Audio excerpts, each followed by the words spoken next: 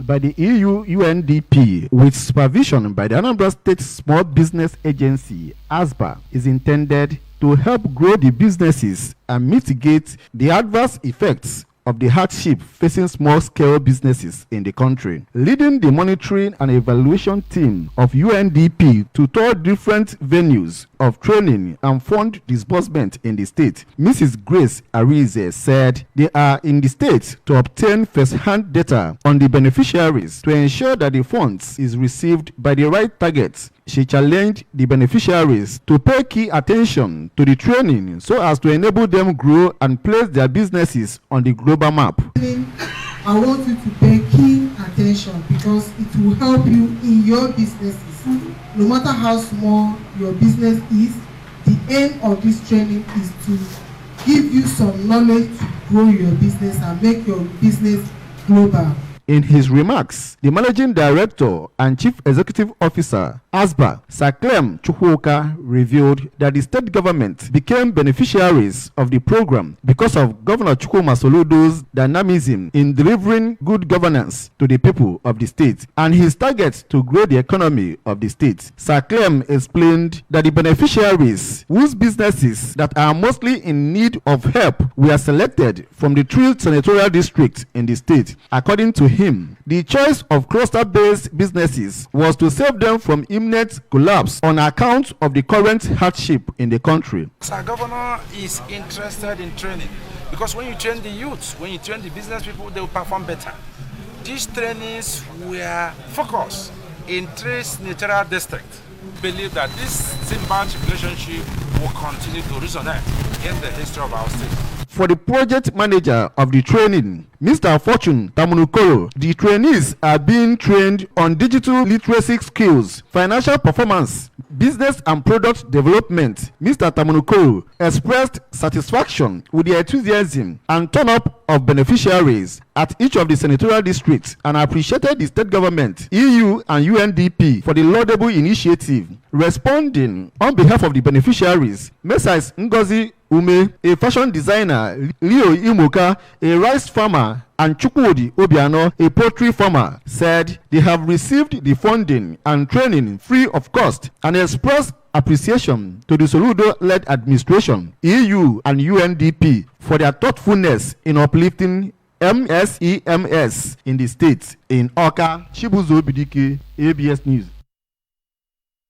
A 3-day relief for the people of Nnewi North and Nnewi South local government areas of Anambra State following a free medical outreach organized by a non-governmental organization, Chidi Anyebu Foundation, in collaboration with Living Hope Medical Center USA. The medical mission, which took place at Pat Angela Anyebu Hospital, Amici, Nnewi South Council area, drew over 2,000 persons who converged on the hospital to receive lifeline treatment and medical attention. Correspondent Chibuzo Obidike reports. Examined and treated for illnesses such as eye and tooth problems, prostate cancer, fibroid, among other health-related problems. The opening ceremony began with an interdenominational service officiated by the Anglican Bishop of Amici Diocese, Right Reverend Ephraim Ikako, who revealed that there are 2 types of illnesses, the physical and spiritual, saying that when any of the sickness is not treated, it leads to death, and challenged them to receive the drugs and treatment with faith, as all healings comes from God. Bishop Ikako prayed for God's unimaginable blessings upon the households of the benefactors. Lord, as power comes upon these drugs, may it bring healing. May it bring restoration of health.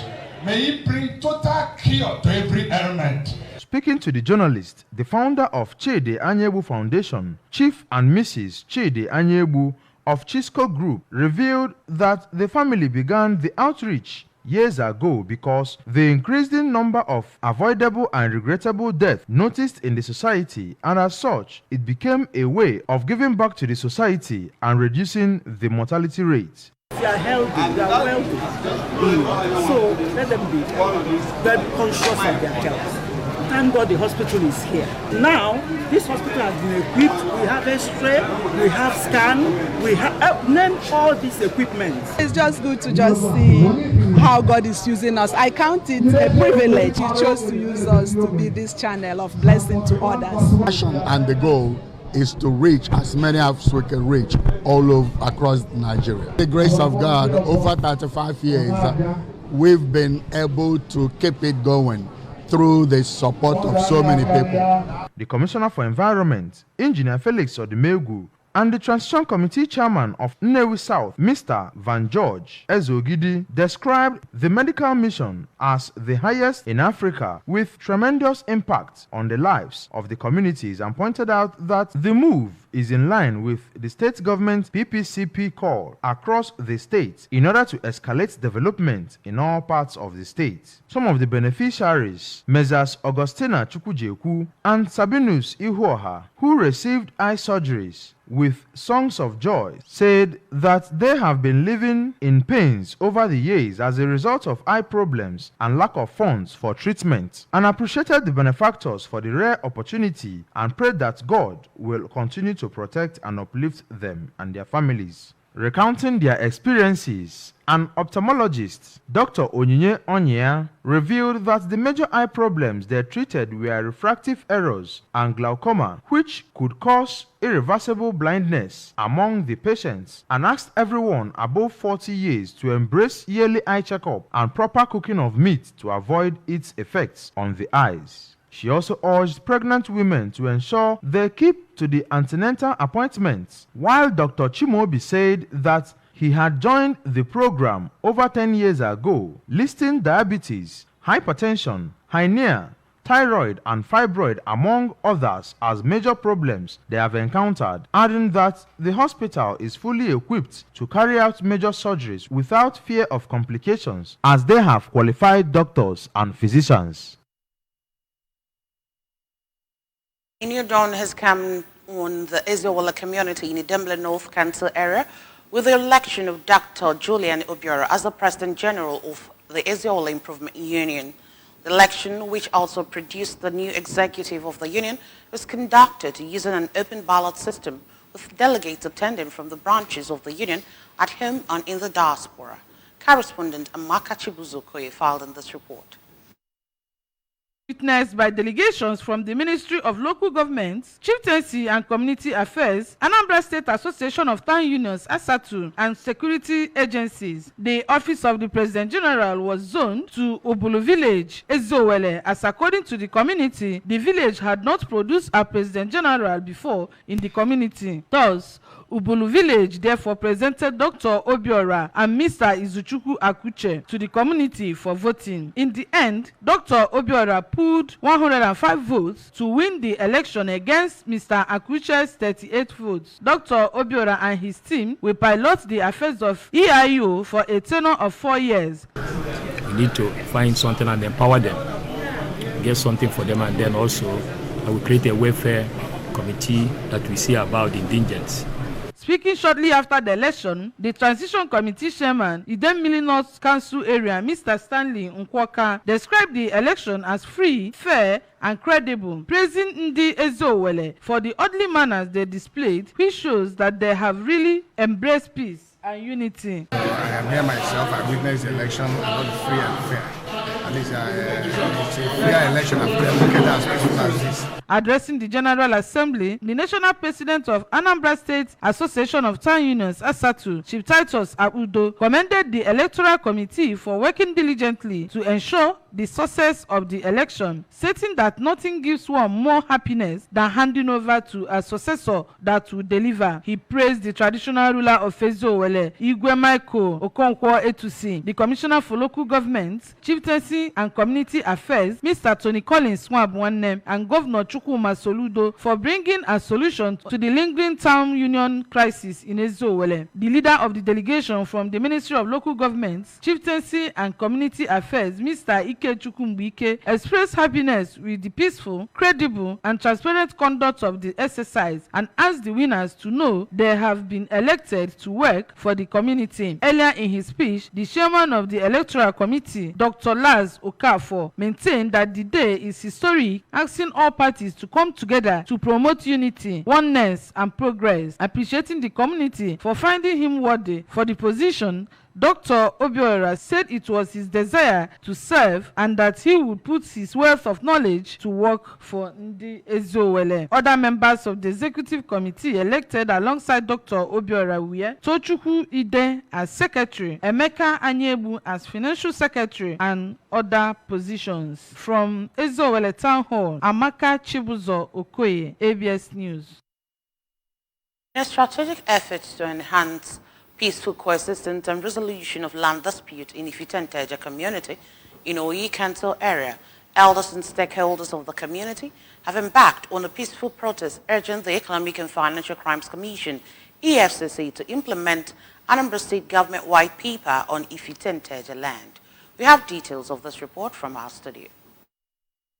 Peaceful protest which took place at Amokbo, Orokibi, Ifitenteje, through Ovenenge, D. Igwe, Airport Road, Agocha, Ezudo, and Ekigwe Nteje saw elders, women, and youth of the community chanting songs and carried placards with various inscriptions such as "No more land grabbers in the name of Land Management Committee. EFCC should implement Anambra State government white paper on Ifitenteje lands.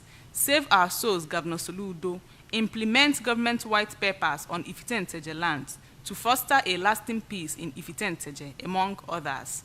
Speaking during the event, an elder in the community and the chairman of Ojiani Ifitenteje, Mr. Paul Egwatu, said that the peaceful protest aimed at notifying the general public that Ifitenteje community does not sell her land, and a call to the EFCC to implement the state government white paper on Ifitenteje lands to enable their women cultivate on their land and bring a lasting solution to crisis in the community. For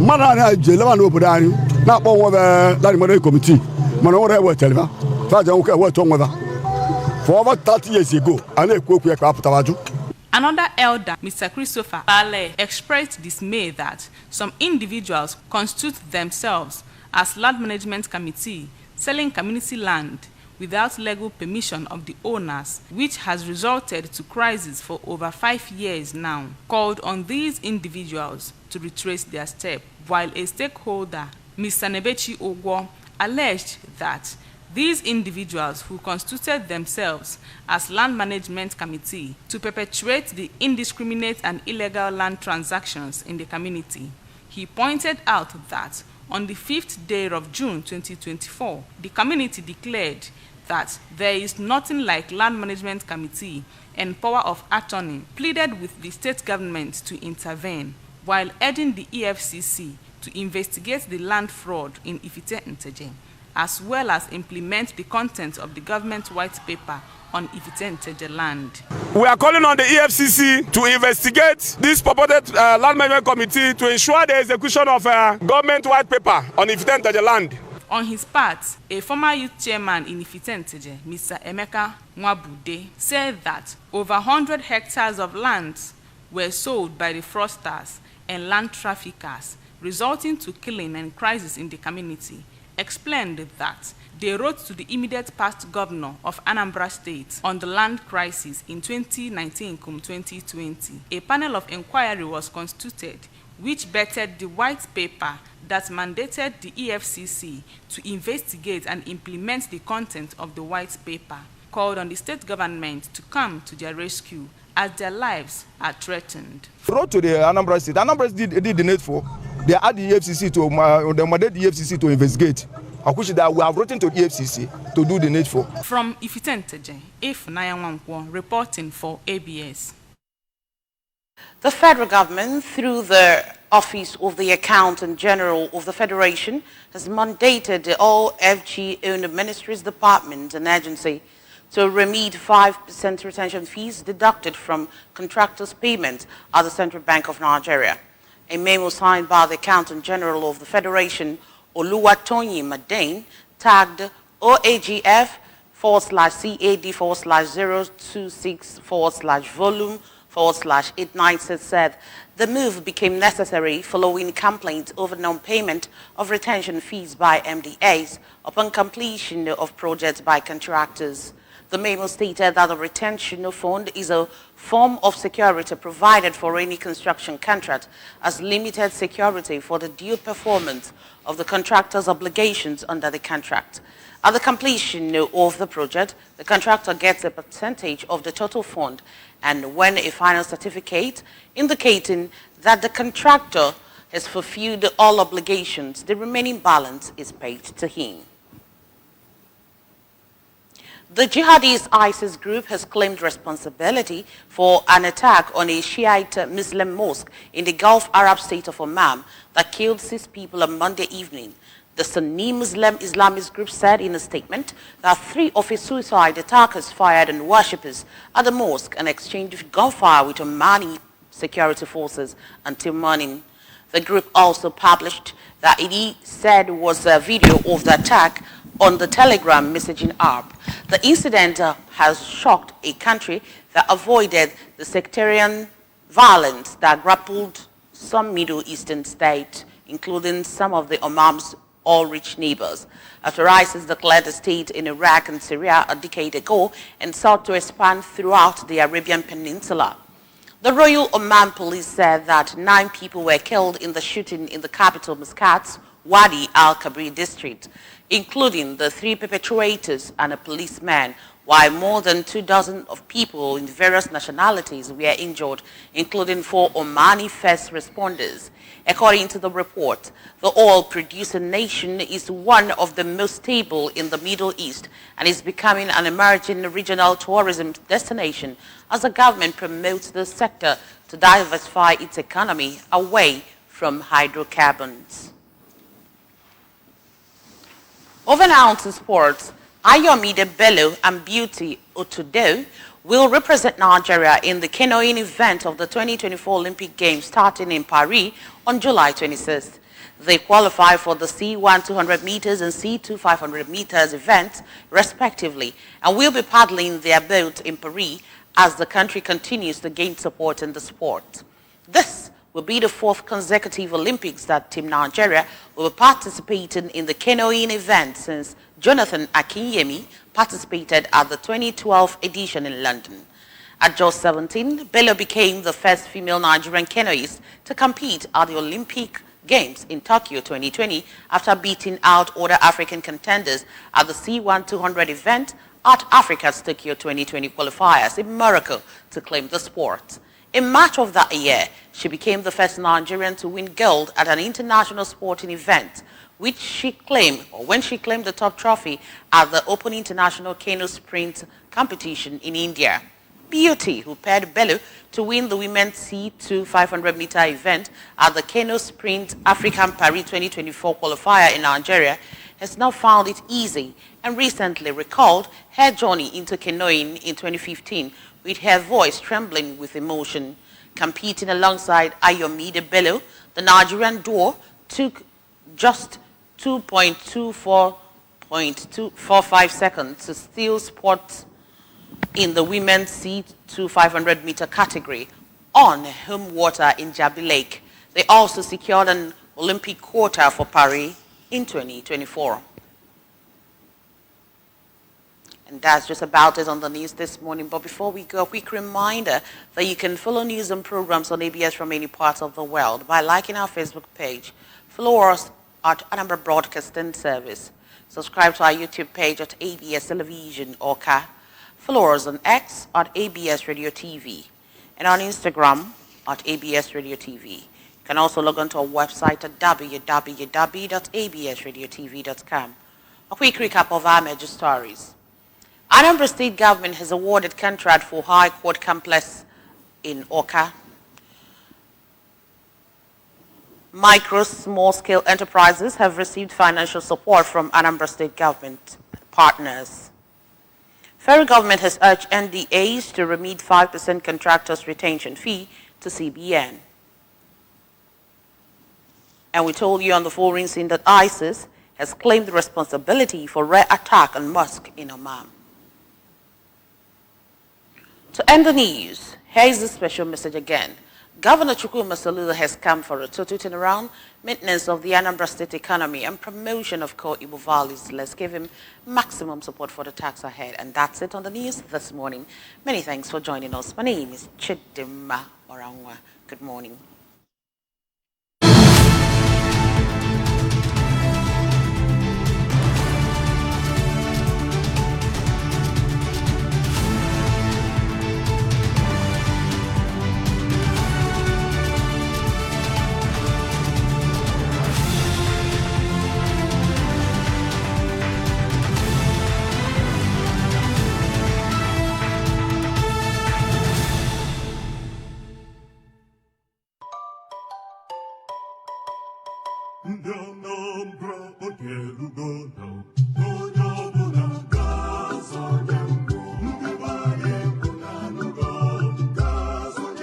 The good old days of economic prosperity are back. On Saturday, the 20th of July 2024, Professor Charles Chukwuma Soludo, CFR, will launch yet another agricultural revolution in Anambra State. He will flag off the distribution of 1,040,000 economic tree seedlings to the Anambra at Achebe Stadium, Fege, on the South Local Government area by 11 a.m. The varieties of the seedlings include 700,000 oil palm, 200,000 okwa, 50,000 ojibo, 50,000 akilu, and 40,000 pawpaw. Please note that these seedlings are not for sale. You should plan